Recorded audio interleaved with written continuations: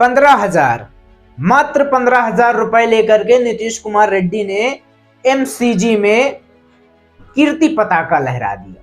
कीर्ति पताका लहरा दिया मतलब मात्र 15,000 लेकर के शतक लगा दिया।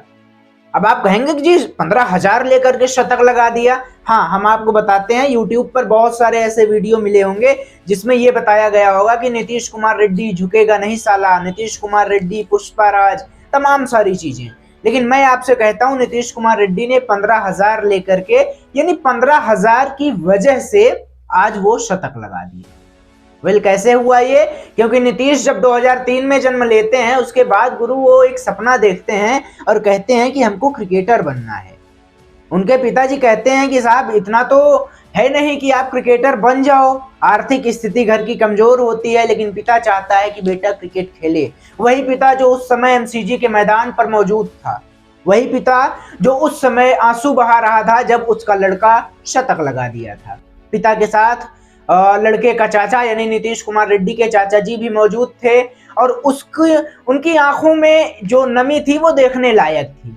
वो गुरु देख करके आप भी कहते कि यार नीतीश कुमार रेड्डी वो संघर्ष की कहानी है, वो कहानी जो बताती है कि कैसे विपरीत परिस्थिति में भी हार नहीं मानना चाहिए। वो कहानी जो ये बताती है कि कैसे जब आप गिर रहे हो उसके बाद भी उठ के खड़े हो सकते हैं।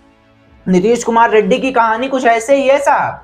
नीतीश कुमार रेड्डी 15,000 रुपए आंध्र जो क्रिकेट एसोसिएशन होता है आंध्र प्रदेश का, वहां से मिलता है। दरअसल उनके पिताजी जाते हैं और आंध्र क्रिकेट एसोसिएशन के जो कोच होते हैं उनसे मुलाकात करवाते हैं नीतीश कुमार रेड्डी की।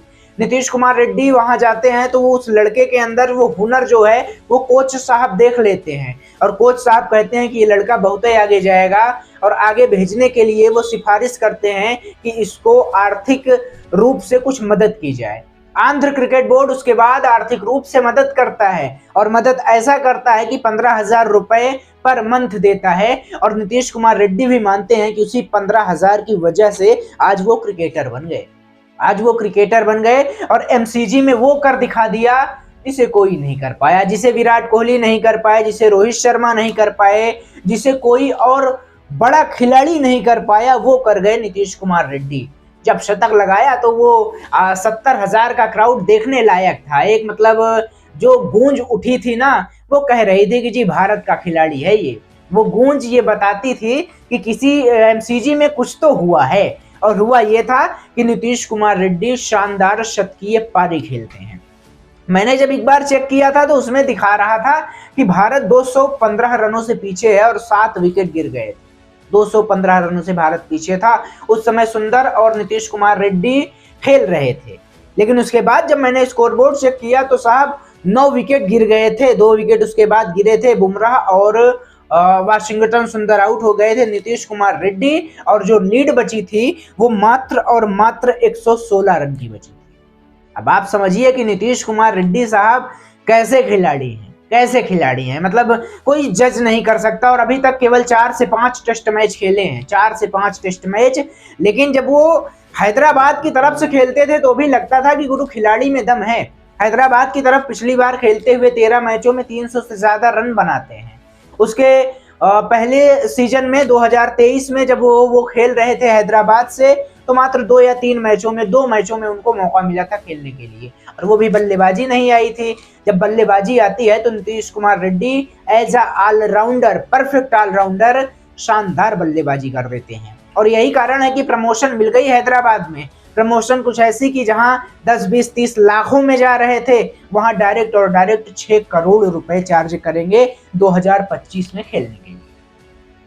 हमने सोचा नीतीश कुमार रेड्डी पर यह कहानी बताई जाए, आप सबको बताई जाए। जानना आपका हक है कि वो लड़का जो 21 साल का शतक लगा देता है एमसीजी पर, तीसरा ऐसा यंगेस्ट खिलाड़ी बन जाता है जो शतक लगाता है टेस्ट में भारतीय। पहला जो है सचिन तेंदुलकर हैं, उसके बाद ऋषभ पंत आते हैं और 21 साल और कुछ दिनों में ऋषभ पंत ने लगाया था और उनसे थोड़ा ज्यादा दिन लेकर के 21 साल और कुछ दिन में जो है नीतीश कुमार रेड्डी लगाते हैं। आपने पारी देखी नीतीश कुमार रेड्डी की? साहब आप क्या सोचते हैं रेड्डी के बारे में? आप क्या सोचते हैं? अपना विचार कमेंट बॉक्स में जरूर बताइएगा और ऐसे ही क्रिकेट की हर अपडेट के लिए हमारे चैनल को सब्सक्राइब जरूर से करें।